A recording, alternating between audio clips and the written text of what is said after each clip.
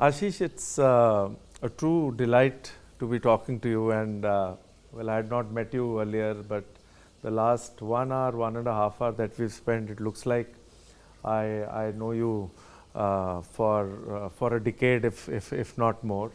And very excited to kind of delve into something very close to both our hearts, which is about decoding real estate, figuring out what's happening in the country, so that our a lot of people can take value from this conversation. And it's very good to be talking to a young entrepreneur who's doing a lot of good work in the real estate sector. So a big welcome. And because we are right now sitting in Noida, my first question is, I'm hearing a lot of this buzz about a bubble being created in NCR. And I really want to know it from the horse's mouth, because you're right there operating here. What is your view? First of all, very kind of you to be giving me time, and yes, you're right, the conversation was beautiful, touch wood. It inspired me for a lot many things to do in the future as well. Coming straight to the point, when people say there is a bubble, I absolutely do not agree that it is a bubble. Yes, the prices rose very fast, but if you see, it's a cycle. Every 10 years, this honeymoon period of residential real estate, as I say, it comes, where the prices escalate very fast, but they do not decrease after that, they stabilize. So what I see, the price is not coming down, because all the stakeholders that you see in Noida, all the developers that you see in Noida are strong. In fact, across Delhi NCR, with God's grace, they are very, very strong. So they have the holding capacity, no one will be reducing their prices. But yes, what I see in the next decade, prices not going a lot up, they will stabilize to where they are. What developers will do is come out with good schemes, like a 30% now and a 70% on the offer of possession. Okay, just one question coming back on the pricing. Can you help me understand how the pricing has moved in the last couple of decades, and how do you see, how can you validate what you are talking about pricing right now? How the real estate prices, how have you monitored them for people to understand how the prices in residential real estate move? And I would also want to know, why did you say that the honeymoon of residential real estate is kind of over? Because I didn't know that there was a honeymoon going on. Oh yes, it was every 10 years, as I said, this cycle comes. Last time it came was 2010, and where the prices suddenly almost double in residential real estate. And then they stabilized, they never decreased from there. But for almost a decade, they were stagnant, and suddenly post-COVID, yes, the honeymoon period for the real estate started, and the prices mostly in the residential real estate as an average have tripled, especially in Noida, rest of the parts not so much. So is it good that the prices have tripled, or is it not good for the industry? Industry is not very keen on the prices rising very sharply, because what the industry likes is that the prices rise steadily, because then over a decade people can enjoy returns steadily, but that is commercial real estate for you. But as I understand, I was quite intrigued, and I figured out that majority of your development is in commercial real estate and not in residential real estate. So what have you been able to achieve in commercial real estate, and why did you never venture into residential real estate? If I can understand this, because most of the top developers in the country, they have a very balanced portfolio between residential and commercial. So if earlier they were doing commercial, they started doing residential, or vice versa, or they built both. But the way I have been able to understand, I think 90% of your development, or if I may say 100% of your development, is commercial, because whatever you've done in residential is really super luxury or super elite. Absolutely true. See, what happens is, most of the developers, as you said, were doing residential.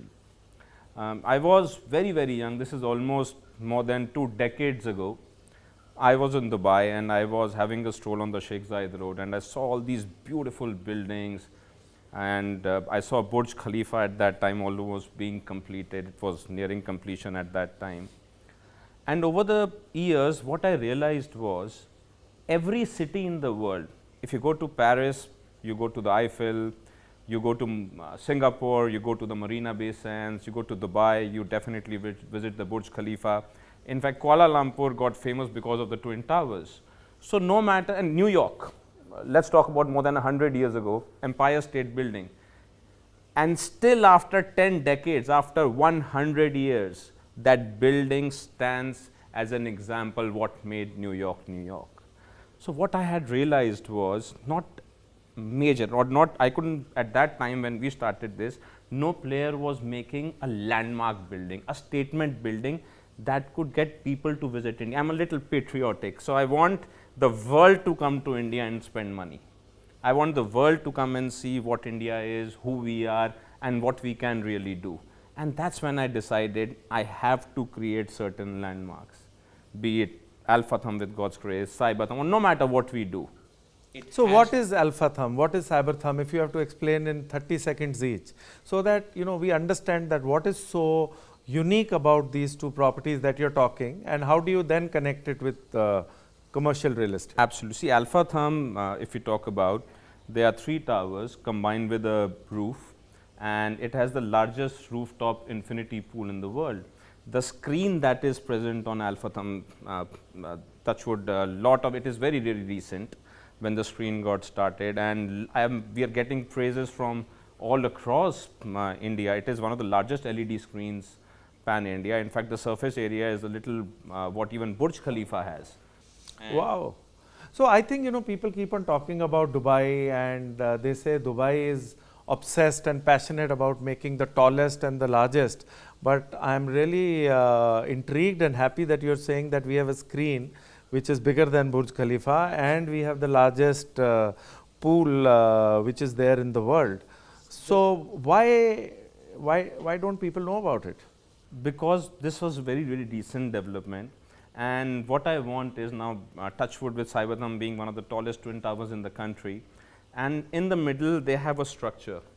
We often call it the mall in the sky, the first mall in the sky in the world, and when that goes up with God's grace, it will put India on a global map. People will see actually what India is actually capable of. The weight of that mall is 1,20,000 kilos. Once that gets lifted, it will not just be a mall going up in the sky, it will be history rising. I like your patriotism, and I think why should you be little patriotic? You should be as much patriotic. I am son of an army officer. My father kind of supervised the surrender of arms in 1971. Wow. So the feeling is mutual. But what I like is a 40-year-old young entrepreneur like you connecting real estate with nationalism and patriotism. Because I remember, Ashish, I was traveling, and there's a gentleman, a very renowned person with whom I used to work in JLL, who said, how do you decide a country is developed or a city is developed is when you land in the airport and your car takes you out, the first thing you see is buildings. Absolutely. And the first thing you see is roads, and the first thing you see is the bridges and the flyovers, and that is when you decide, wow, what a city, what a country, and that is what differentiates a developing nation and a developed nation. And maybe you're right that buildings definitely define not just real estate but the country, a beautiful way. So let's come to something which is linked. We are sitting in Noida and Jewar Airport. A lot of discussions have been happening about Jewar Airport, the investments people have done. Is that investment right? Is it not right? How are those investments going to give returns to the investors? Can you please explain this so that we understand what's going on, what are the good things, what are the challenges, and how will things pan out around it over a period of time? You have come to my favorite topic actually. The airport, the Noida International Airport as we call it, the connectivity it has, the expressway, if you talk about Taj Mahal, it's almost 1 hour and 15 minutes away. Vrindavan is almost half an hour away from the new airport. And they are connecting a road that will go straight to Jaipur. Red light free, you will be in Jaipur city center via the Mumbai Expressway in almost 2.5 hours. Dehradun from the Ganga Expressway. So imagine you are coming. See, there are a lot of foreign tourists who are coming into India. Most of them definitely want to see the Taj Mahal, right? So when they are landing there, they are now far from the city, first of all. They are not near the center. So they do not feel the same pinch of the traffic, of the little problems that we have. They get a zone which is even more beautiful than the current airport. They get super connectivity. They get to see the infrastructure which probably the world would not have seen, with the developments like the film city, the Korean city, the American city, the kind of developments that are coming there, the kind of people who have committed to be there.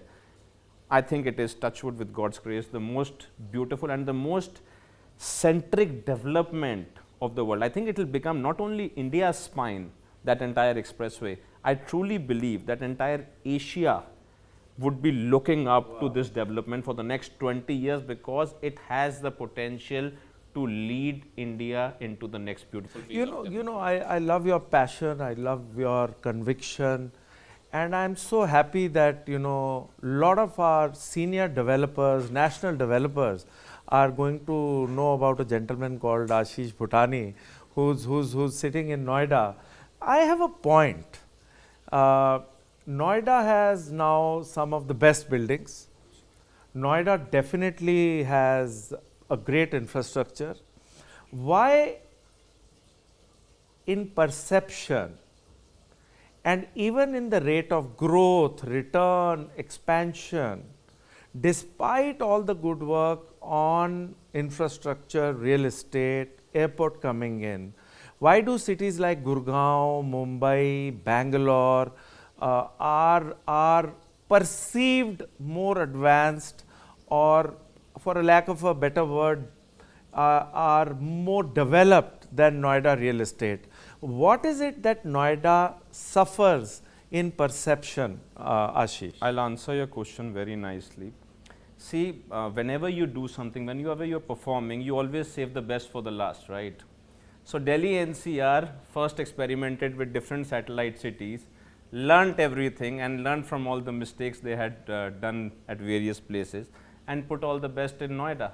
So Noida is relatively a very new satellite city compared to the other places. The way it has been planned, the infrastructure, the kind of people that are now coming in, the kind of beautiful and amazing developers that are now coming in, I see it as a global powerhouse. One day it will outshine anybody and everybody. See, Uttar Pradesh will be $1 trillion economy soon, and Noida, this place, Gautam Budh Nagar, is its financial capital, just like Mumbai is for India. So now when you see the two combined, proximity to Delhi, the proximity to Delhi of Noida is unbelievable. From central Delhi to sector 18, it takes 11 to 12 minutes when there is no traffic. Even in so, why are prices appreciate more in Gurgaon than in Noida? Why is Gurgaon spoken more about than in Noida? Even if there are floods and there is more waterlogging in Gurgaon, and you have better infrastructure in Noida. So what is the reason that people are getting more attracted towards a Gurgaon vis-a-vis a Noida? They used to get attracted to Gurugram. See, what has happened was because of a lot of big corporates that had moved there in Gurugram, from American Expresses to KPMGs of the world, amazing corporates from all along the world. Now they have chosen this place as their home, particularly Infosys. They have just built a campus that is less than 1 kilometer from Alpha Thumb, from where we are sitting, and they are making almost, if I am not wrong, they'll be able to house 25,000 employees in there. TCS across the road is making a mega campus. To my knowledge, 70,000 people will be working out of there. Microsoft is now making a very huge campus. So just three of these combined, forget amazing other people that are coming in, of course all global giants are now coming in, 1 lakh fresh people coming in who are good families, employed. Imagine the scale at which Noida will grow. So Ashish, one more point, thank you so much, and it makes a lot of sense. But the point is, without taking names, Noida might have one or two really big names which are spoken about nationally. For that matter, Gurgaon also today only has one or two big names. But when you go to a market like Bangalore, you have 10 developers who are, maximum listed players are in Bangalore, they are in Mumbai, and the maximum price rise happened in NCR. So why is it that some national developers have to come to NCR, they launch projects, they do so well, and the local developers who worked so hard in Noida, people like you who've been there for more than 2 decades, 3 decades, and other developers who are homegrown Noida or NCR, they were not able to take advantage, and then they gave space to the national developers to come, launch residential projects and take good part in the honeymoon and become so successful. Why did the Noida homegrown developers leave this space for outsiders, if I have to say so? They did not leave any space. See, what happens is, it's a common understanding in the market that if somebody, a national player comes, they will take away your share. No, it does not happen. In fact, it enhances your share. When different players came to Noida, whatever turnover we had, it almost got tripled. Why? See, any investor and every investor does not want to invest in one particular developer. They want to spread their eggs, right? So if they're investing with us, they'll also invest with a X developer or a Y developer. Similarly, if a national player is coming, now they have their set of investors all along India. When they convince somebody that we are coming into Noida, it's a good enough market to put your money in, then that investor explores further, comes to see. But is residential real estate investment or is it end use? Because see, when it is commercial, I can understand it is for investments. But how do you look at it? Currently, are people coming in as investors in residential real estate, or they are coming in as end users, or both? To my knowledge, when a product gets launched, a project gets freshly launched, more than 95% people are pure investors who exit when the price rises, and then followed up, of course, by the end users, because end users want to come in after seeing the look, the feel, what the product will be, how the project is coming up. They wait, it's their hard-earned money. If they have to buy one apartment to live in, they want to first test the waters, see everything, no matter how strong the developer that's a very unique and new perspective. Yeah, please carry on. But that is 100% the truth. And when investors see this as an advantage, see, when a developer launches a project, they want to book their sales that, yes, we are done selling, we want to move on to the next project, my team will handle. But the gap between when the end user comes, the investors takes the advantage. Can I put you in a spot? Please. And I think you will like to be in this spot, because say for example, I have two questions. One is real estate about growth? Is it about safety? Is it about security? Is it about returns? How do you look at real estate as an asset class investment? Plus, another question is, if I am an investor, will I not go to someone like you to invest in commercial real estate? Because not only will commercial real estate give me a return which is higher, say 7 to 8%, vis-a-vis a rental yield that I will get in residential, which is anywhere between 2 to 5% also. So why would I invest in residential real estate as an investment vis-a-vis commercial? Plus, I want to understand more about how should a investor look at real estate as an investment. Is it security? Is it growth? Is it return? Is it safety? Is it hand-me-down? What is it? You answered the question yourself when you said real estate. As we always say, the only thing real in this world is real estate. It's the one thing you can't manufacture more. People used to say diamonds are forever. I stand by them. Diamonds are beautiful. But after the lab-grown diamond industry became so huge and the quality was so impeccable, the diamond prices have dropped almost 40% in the last 4 years. Forget the amount of interest that people have lost per annum. This would, I think, result in more than 60 to 65% of capital erosion. Once you see that, and once you hear news about other products, the people that consider safe haven, they being manufactured in the labs. I don't want to name any particular thing. What happens is you get a little scared, but one thing you know for sure, you cannot manufacture land.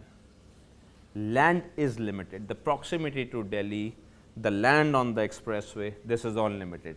It will get exhausted in what, 20 years? Then what, 25 years? Then where will you get more land from? Classic example is… But who will buy land? It has become so expensive. Who are the people, say, and you are making a comment that land will be there for 25, 30 years, which scares me, but maybe if not 25, 30 years, maybe okay, let's assume land is available even for the next century. But the way the prices of land are, who is going to afford land? I am talking 25 years of just the expressway. Land will always be there in different parts for thousands of years. I am not debating on that. See, what happens is, this is where the developers come in. They buy the land, build a building, and then sell apartments, sell office spaces, sell retail spaces, lease them out. That's how the developers make people's life easier. Okay, Mike, another question that I was thinking I will definitely talk to you, Ashish, is one of the important things is that in the last 2-3 years, luxury real estate has sold more than affordable real estate. For that matter, the growth in sales of luxury real estate has been higher than the growth in the sales of affordable real estate. Absolutely. So, absolute affordable real estate still would have sold more. But in terms of year-on-year growth, people have preferred luxury real estate more in terms of the sales growth. So, what is your view? Is this trend going to continue for the next say 3 to 4 years? And is affordable real estate or affordable residential housing going to rebound in tier 1, tier 2 cities or no? Because these two, I really want to know it from your perspective. See, affordable housing can never come back in Delhi NCR because the pricing of the lands are such, it is impossible to make affordable housing until the government intervenes. As for the luxury real estate, I'll just give a very small example. No matter who it is, no matter who we are, as an Indian, we always like to upgrade in life. So, the demand for luxury may get a little slow sometimes, but it will never fade away. Over a due course of time, no matter who it is, if they are buying affordable, one day they want to upgrade to luxury. And that trend will never slow down or become obsolete. Yes, for the next few years, I see it being stagnant. That is also the truth. But in the long run, definitely, luxury is there to stay. And affordable, see, I'll give a small example. China, almost 90% of the people have their own homes. Vis-a-vis you compare to India, we need 100 years and 30x of the developers there are to be able to achieve that. You know, we started with real estate and you were talking about patriotism. I certainly feel real estate today is amongst the largest employers in the country.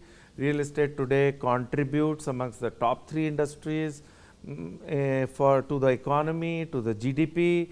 The country, as we said, or the cities, as we said, are known through real estate, its development, its infrastructure. I certainly feel that the kind of contribution real estate has done, and after the advent of RERA coming in, the confidence of the home buyer and the real estate investor that has come in real estate, I certainly feel that real estate will definitely become one of the industries that is going to play a critical role in growth of our country and in the transition and the transformation that is going to happen from a developing to a developed country, that is for sure. But the way things are, and as we were discussing about, my point is, how do you now look at one of the most important things we learned when we were getting into real estate was location. They said location, location, location. But as I look at it, the location is going away, away, away from the CBD, from the city. Malls are coming, residential is coming, office is coming, and till now things are getting developed, they are getting sold. So how is this trend going to kind of, what is your view on this trend, and what is your view on location? Will you buy something today if you get 100 acres, 100 kilometers away from Noida? Will you buy it? If you will buy it, why will you buy it? And what will you try and build there? I would not buy the 100 kilometer, 100 acres. I'll rather buy 5 acres in the heart of the city. So location, location, location has always been and will always be. Location is of course very, very important. But now as Bhutani, what is more important to me is what landmark are we creating there. One landmark you create and around 3 kilometer radius, everything thrives. And there are multiple examples of this along the world. And now, especially in Noida, you look around Alpha Therm, the prices of the real estate have gone almost 2.5, 3 times, even the affordable housing, I am saying, because of the view they get of the building. Nearby, wherever we create projects with God's grace, everybody surrounding. In fact, it's a very beautiful compliment somebody gave us. There was a developer I would not like to name. So when we launched the project there, 2 months later, I get to know that there is a PLC there. Our apartments are Bhutani facing. We know they'll create something beautiful. It was one of the best compliments I've gotten. No, but this is great. This is great, Ashish. But tell me, what about affordability? What about the common man? Where are they going to ever afford a new home? And how are we going to do what you just said China did, where 90% people own a home? So what happens to affordability? See, I'm not into affordable housing, but there are a lot of developers are, and I'm sure 80% of the developers would choose a 100 acre, 100 kilometer away, or maybe at 30 kilometers away, not 100 kilometers. See, with the beautiful connectivity the government has now given, from all the expressways, from the Noida International Airport, the entire Yamuna belt, the Ganga Expressway, Dehradun is hardly less than a couple of hours away. Everything is so interconnected. Why are you not in affordable? Do you think affordable doesn't have a market, or it doesn't have margins, or it doesn't make business sense? Because India is about Bharat. India is about the bigger, one of my friends in media says we should do shows in Hindi and not in English, because Hindi has more reach. And Hindi is Bharat and Bharat is affordable. But here I am with one of the most upcoming developers of the country, making landmark buildings in north of India, who doesn't want to do affordable. It's not that I don't want to do affordable. I would love to do affordable if nobody else was doing it. There are a lot of people now doing affordable, but the kind of buildings we are doing, there is, in my knowledge, there is nobody else who's even attempting to do buildings like these that can make India proud. Because now, to come to your question, affordable housing financially makes much more sense than to make landmark buildings. Because it's a very common joke that is there in real estate.